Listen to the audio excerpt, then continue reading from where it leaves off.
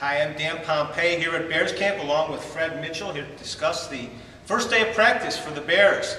Fred, what did you think? It was a long practice, real hot out there today, and they got a lot of work in, no pads though. What were your impressions of practice?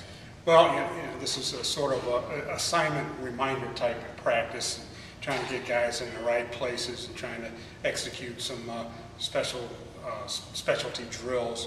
We saw some sloppiness. We saw, because of contract circumstances, Olin Kreutz is not here, so you had Chris Williams snapping the ball, Roberto Garza snapping the ball, and there were some mishandlings there, which is kind of expected. But overall, I think considering the conditions, it was fairly crisp. It's interesting, you had about 40 guys out there who really weren't with the team previously. So obviously there was going to be some issues in terms of people not knowing their assignments, sometimes not knowing which plays they're supposed to be in for. But overall it was a good start, considering there was no off-season because of the lockout. Also like to ask you, who do you think stood out today to you? Oh, the tight end from Purdue, number 88, I think it's Kyle Adams. Kyle Adams, made some nice catches out there. And among the veterans, Devin Hester made at least 2 diving catches that stood out as well. Jay Cutler, I thought, considering, was pretty crisp.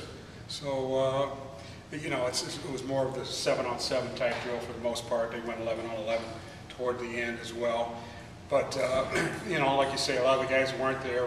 Roy Williams was on the sideline, the new receiver that the Bears picked up from the Cowboys, and we talked to him afterwards about his just general observations. He seemed a little bit cautious in his responses when we kind of asked him about his experience with the Cowboys and why he didn't do better there.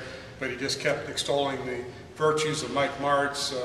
When the two of them were in Detroit, he had his best overall season, and he feels that Mike Martz emphasizes receivers being in the right place, in the right spot, and good things will happen. So we'll see how that works out.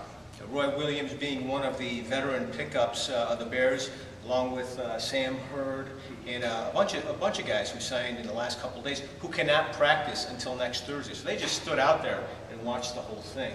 So we've got another practice tomorrow at noon, and we'll have all the information for you here at ChicagoTribune.com.